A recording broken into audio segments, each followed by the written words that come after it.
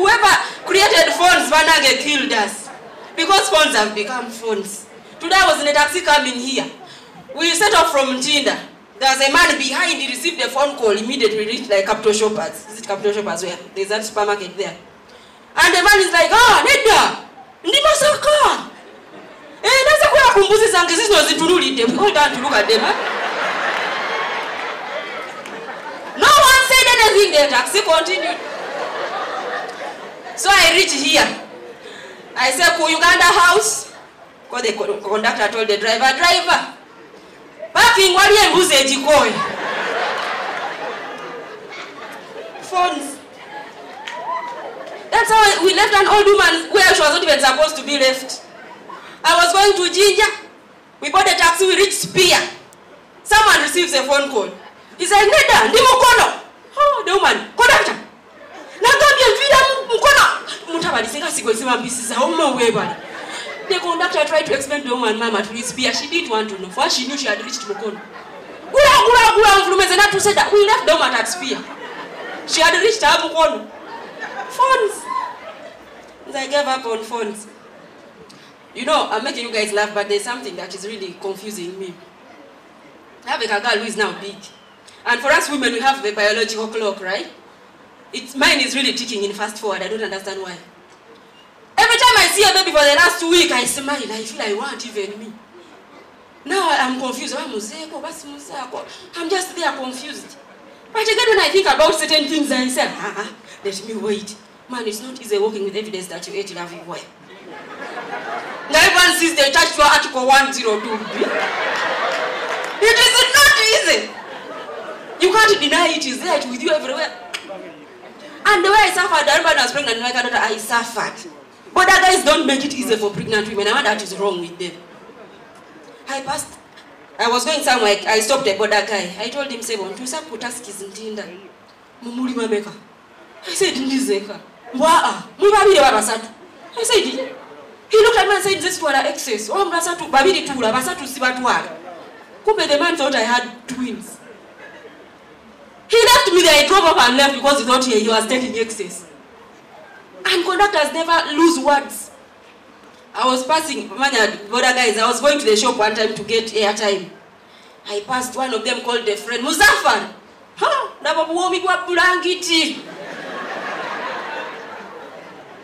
When I think of those things, I don't even want to imagine myself.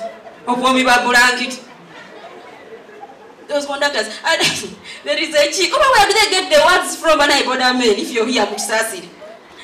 Today, I'm waiting for a taxi. There's a border stage just near my place. This chick passes. She had a bright future behind her. Me, I'm jealous. So this border man greeted her. She just continued. She didn't answer them. One of them is like, the person who was walking like this changed to like this. But again, they're just like conductors. It's like they were born by the same mothers. And I don't know why people, those conductors in the park think that everyone who has a big brown envelope is going to Mulago. Those people can, you go with your envelope tomorrow in the park. Mama is Mulago. Mama is when I was pregnant, I'm going my own ways. The guy grabbed me. Mama, I'm going to get him Mulago. I'm like, nah, in the car. He said, oh, why? Go to Mokambi. Go movie. Go Yeraka. I could see so, or I could so put on Gayasibo team. I looked at the guy. They let me fast wait. I think it's again that Muzako as yet. In fact, because now I heard that Basama now entering the country. Let me wait and eat their money without anything hindering me. Now it's not easy to eat Basama's money. I remember last year I was here in the audience watching comedy. I was seated behind some chick with a white guy. The lineup was full of Luganda comedians. Never be that woman suffered to eat that money that night. Every word she had to translate to the man. Imagine. So MC Mariachi comes. He talks his musings, she turns to the man. Eating money is not eating your child. Oh, he talks Garcia. No, she didn't know how to say Bulolo. She says that one means rubbish, lol. That girl suffered that night. Now what killed me was Kapari. Kapale came, I said, oh DJ, low. This guy also translated, means DJ, lower your volume, lower your.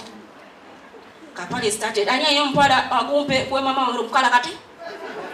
Now, the man asked, he had the last word, he said, what does kalakate mean? The chick didn't want to embarrass herself. She told the man, it means lovely. Kotilda came with her English on stage. The man was understanding everything. At the end of the show, he stood up. Lovely. Kalakata. Thank you, good night.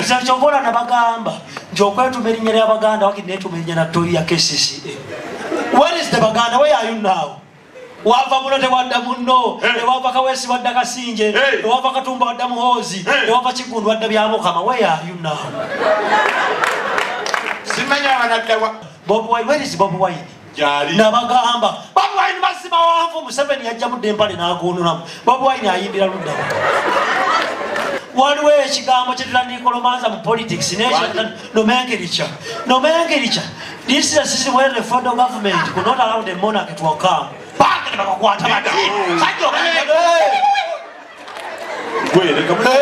Chino chinyika antula. Where person who is bringing the systems. Get some physics. Bagamba, when the body is in equilibrium, it needs force to move a thing. What is a thing? Ziki don't decide what I. Hata waliwo. Mvuza waliotakulanga bantu basoma. Bagamba ndi Museveni yabefunza bwati kati sanje kisemba mu 2-5 adukako asabaganda. Kwa kale basoka muri kula inapo chi. Yagambwa abafa abadda wao. Banango mujara ampadde se. Ate banango biserebe banamwandu bedda balabikanga bidaka jabakati. Kusanga belesera bwati. Namwandu wa Fred Maiso. Tovola banakibagamba. Lwaki Julian adduka bufumbo? Jena mnaye afaye bufumbo. Abamale bye bufumbo bali abantu aba. Bali wali wajinadduli. Ne bakolo kafuma bebamu ko byamufumbo naddukayo nadduka misini abambeja tebafumba kyovola bakiri nagenda okudduka Buganda nga nfomu naku kati ndi musajja munyango lekitegeza amafuta ngina kulya ne mu government eddako mbeeremu otya yabeti bajja kola ngaka mugabe bwakaddiwa wamunanganwa ne beesije Museveni agenda muyita olunaku olwa muwe entebe eya president fans club CBS mwewu abamwadde entebe ate baseba ntebe tezifudda zina na lusogo they are not giving you the chief ulwadde kiri bwe kiti katoli musajja muwanvu naye obwongo bwo n'ennyimba bbiri tezijjako wano jibbi sule bulungi abantu nga beekyusa batya Bobi Wine wano nga tannafuuka MP teyabanga serious bwatyo teyalinga serious n'ennaku zino ayina engeri gyabeera serious atya soka omulanga kati omuyite nga honorable ajje siita muyimbi mpita mukulembeze oyita honorable MP omanyi engeri gye babayitamu yawukana banyabwino basabo omukulembeze His Excellency kati yavaayo takyali wa ghetto honorable Bobi Wine. My fellow Ugandans, I'm Kyagulanyi Bobi Wine. I want to inform you that this government has done chaos on us. Yeah, what wabeera. Just imagine nga teyakyuka. Akyali eri. Akyali wali eri we yali. Ladies and gentlemen, His Excellency Ghetto Gladiator. Ngama chimwana. Kati mwamba wa MP ennaku zino. Mbuno biki. Naye mbu bikyera. Kakati waliwo omulala gwemmanyira ne wetunamuwa bwe MP talikyuka atiba ye Bebe Cool muyite King of Gargamel bien cool ajanga MP bamuwa bwe MP ajja buzimuyita muyise damu muyite muzirabuna muyite damu muyite banyabone basebo omukulembeze owa Gargamel His Excellency yavaayo Honorable Bien, bien. Cool.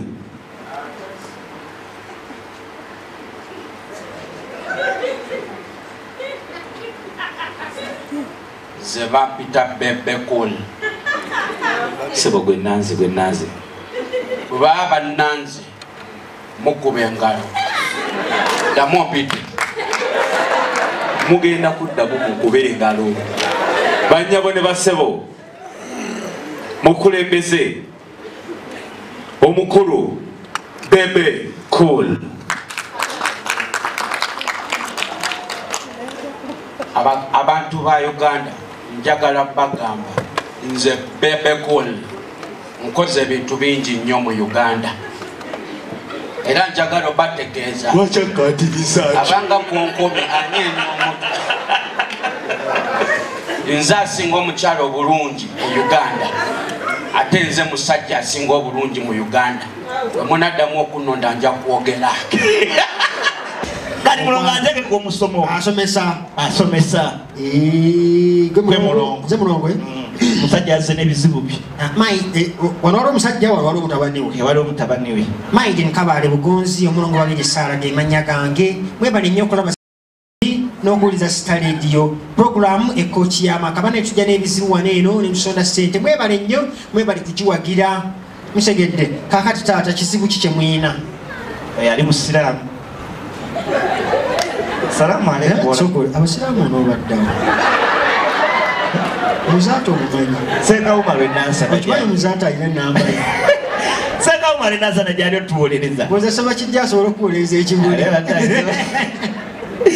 Alo musidi ali musiramu. Salamu alaikum wa rahmatullahi wa barakatuh. Wa alaikum salam. Mulongo nina ebizibu. Kiki n'omwana wange oyo Yunusu. Mulaba.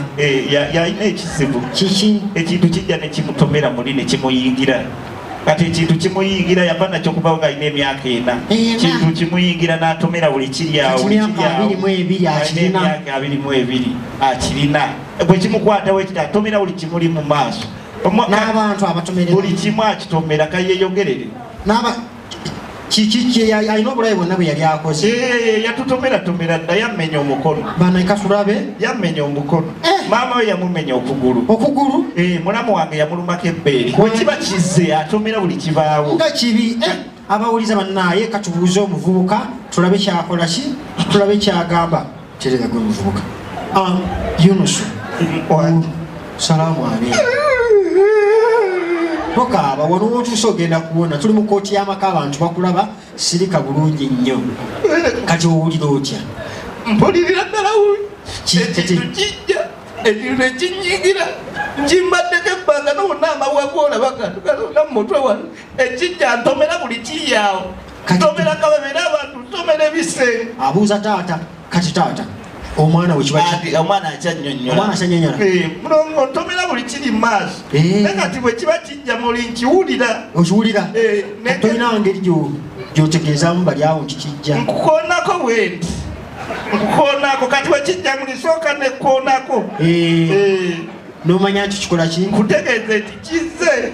Kale kati tugende wa taata. Tudde wa taata. Taata kati oyagala kooti y'amaka ekuyamba eki?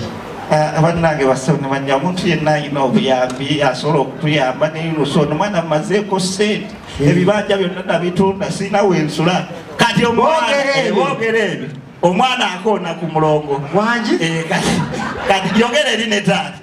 Taata oyagala tukuyambe tutya obadde ogamba ki?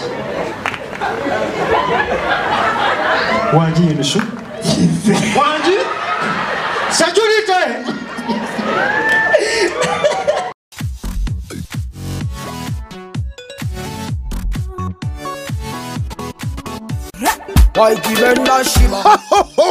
Banna Kampala nga tuggalawo omwaka Wednesday no nga 13 December obulamu bugenda kukunyumira ku Theatre La Bonita Comedy Files ekutuusaako omwagalo w'abangi mukwano gw'abakyala nga nnyini muziki omuwoomu ennyo Waiki Benda muje olwokusatu luno ku Theatre La Bonita mu Comedy Files Waiki Benda ngenda kubeerayo olwo bakomediani bakussa enseko ne basi y'abakomediani bonna abakunyumira emiryango gigulawo saa 10 n'abiri n'ekitundu ez'akawungezi ng'ate okuyingira mu 1,5 n'ebiri VIP. Mujje tubenuke. Comedy Files Live ne Waikibenda ku La Bonita Wednesday eno bawagidwa NBS. Always